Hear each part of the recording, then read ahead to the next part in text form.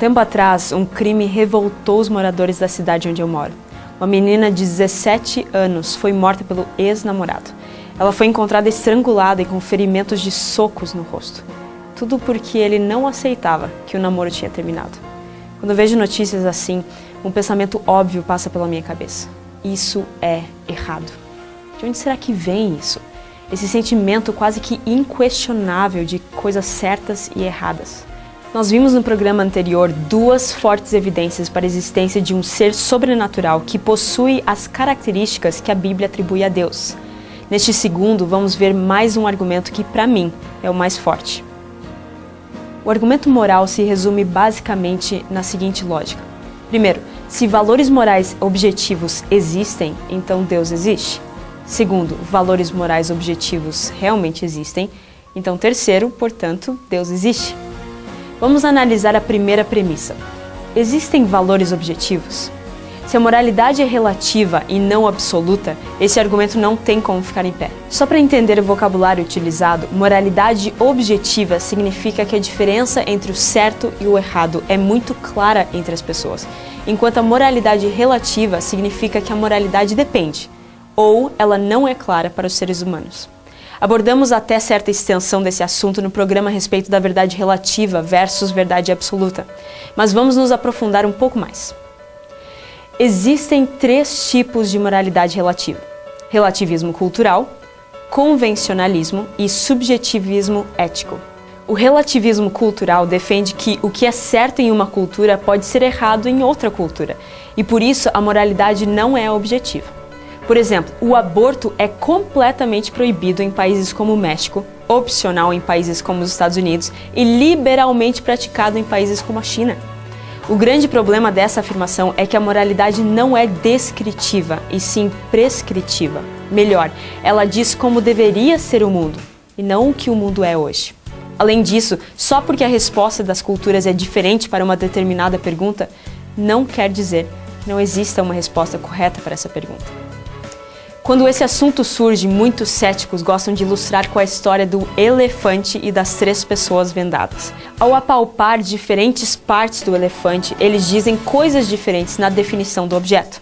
Ao apalpar a trompa do elefante, uma diz: isso aqui é uma cobra. Ao apalpar a pata do animal, a outra diz: isso aqui é um tronco de uma árvore. E a última, ao apalpar as orelhas do elefante, diz que é uma grande folha. Com essa história, querem dizer que as pessoas diferentes veem a realidade de forma diferente, dependendo de onde você mora e qual a cultura que você tem.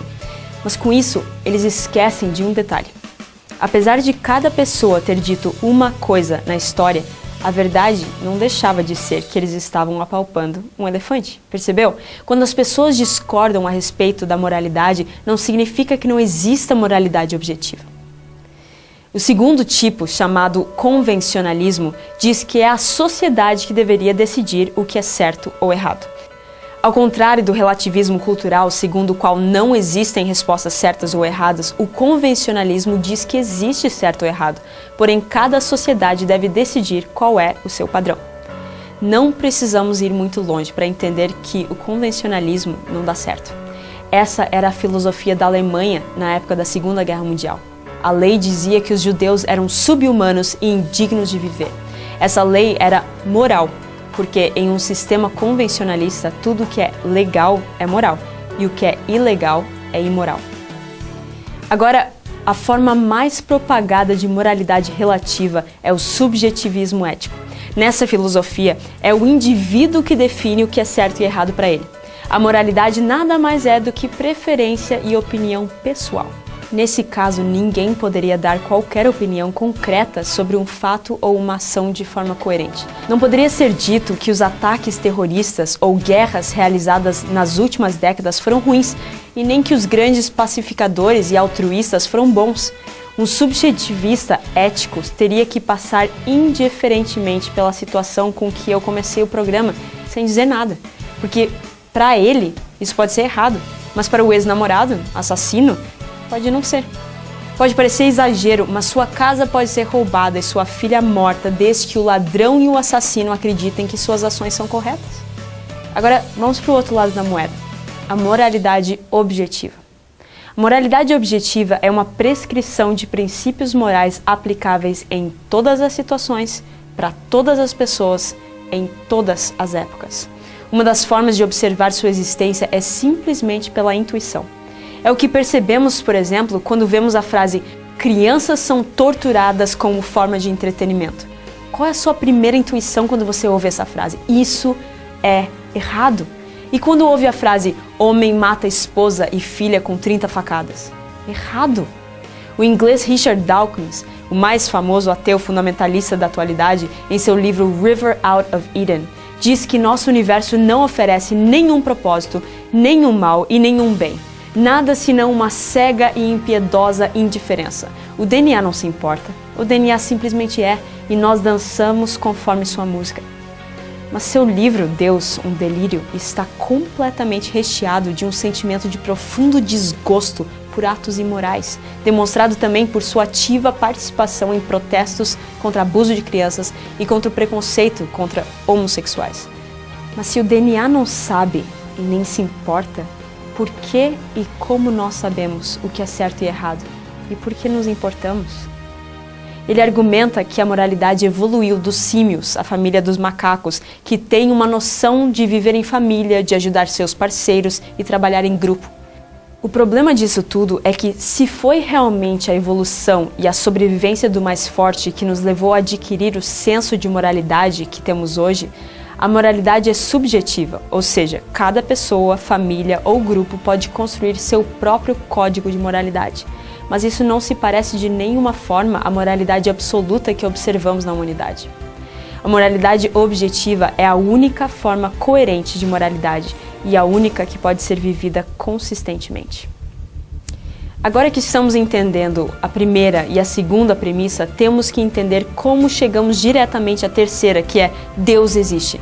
Por que precisamos necessariamente chegar de imediato à ideia de que a moralidade objetiva prova a existência de Deus? Por que precisamos necessariamente chegar de imediato à ideia de que a moralidade objetiva prova a existência de Deus? A gente não poderia explicar essa moralidade simplesmente atribuindo-a à lógica e à intuição naturalista? Primeiro, ouça essa citação de Kai Nilsson, um filósofo ateu dinamarquês. Não fomos capazes de mostrar que a razão exige o ponto de vista moral, nem que todas as pessoas realmente racionais não deveriam ser individualistas, egoístas ou imorais clássicos. A razão não decide aqui. O que pintei para vocês não é agradável, a reflexão sobre isso me deprime. A razão prática, pura, mesmo com um bom conhecimento dos fatos, não levará à moralidade. Isso é explicado porque na visão ateísta e evolucionista, o ser humano é apenas um animal e animais não têm qualquer obrigação moral. Você já viu algum animal selvagem raciocinar sobre uma decisão ruim ou boa? Aparentemente, a única coisa que se observa é a luta pela sobrevivência. Com os seres humanos é muito diferente. Outra citação interessante é do australiano J. L. Mackie, um filósofo que tentou provar com unhas e dentes que a moralidade é relativa. Ele disse: se há valores objetivos, eles tornam a existência de um Deus mais provável do que seria sem eles. Portanto, temos um argumento defensável a partir da moralidade para a existência de um Deus. Nas palavras de Paul Copan, filósofo e teólogo americano, a razão pela qual o teísmo faz mais sentido aqui é que a personalidade e a moralidade estão necessariamente conectadas. Isso é, os valores morais estão enraizados na personalidade. Sem Deus, um ser pessoal, nenhuma pessoa e, portanto, nenhum valor moral poderia existir. Há alguns anos, nos Estados Unidos, o grupo chamado Freedom from Religion Foundation, Liberdade da Fundação Religiosa, que tenta apresentar o ateísmo como uma cosmovisão viável, divulgou através de um outdoor a seguinte frase: "Posso ser bom sem Deus". Juntamente com a frase estava o rosto de um homem feliz. Acredito sinceramente nessa propaganda. Boa parte da minha família é feita de pessoas fantásticas e grande parte deles não acreditam em Deus. Não precisamos acreditar em Deus para sermos bons, e não é isso que o argumento moral diz. Mas para entender de onde veio a moralidade, não existe outra opção razoável, além de acreditar que veio da existência de um doador de moralidade. O argumento moral nos mostra evidências muito claras de que existe um Deus pessoal e poderoso que colocou no seu e no meu coração a vontade de fazer o que é certo, e abre a nossa realidade para a culpa quando fazemos o que é errado. Um soldado na guerra do Vietnã, cansado da incessante pressão dos companheiros que lhe diziam que Deus não existia, escreveu uma poesia em meio aos ruídos da morte.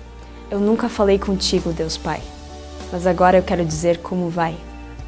Eles me disseram que você não existia, e eu, como um tolo, acreditei com garantia. Ontem à noite, de um buraco, o seu céu contemplei. O que eles me disseram era uma mentira, agora eu sei. Se eu tivesse separado o tempo para ver as coisas que você fez, eu saberia que eles não estavam nos chamando para a guerra. Me pergunto, Deus, se você tomaria minha mão. De alguma forma, eu sinto que terá compaixão. Engraçado eu ter que vir para esse lugar infernal antes de ter tempo para ver sua face eternal. Acho que não há muito mais para dizer, mas estou muito feliz, Deus, de hoje lhe conhecer. Acredito que o momento decisivo chegará certo, mas eu não estou com medo, sabendo que você está por perto. O sinal soou, Deus, eu tenho que partir. Gosto muito de você e quero admitir. Saiba que essa será uma luta assustadora. Quem sabe eu vá para sua casa na aurora. Apesar de nunca ter sido seu amigo, me pergunto se naquele grande dia você me esperaria para dar abrigo. Olhe, agora estou chorando. Olhe, agora estou chorando. Estou derramando lágrimas, Deus. Tenho que ir agora, Senhor. Adeus. Estranho que agora que vim a você conhecer, não tenho mais medo de morrer. Você pode até dizer que ele não existe, só não pode dizer que não recebeu evidências.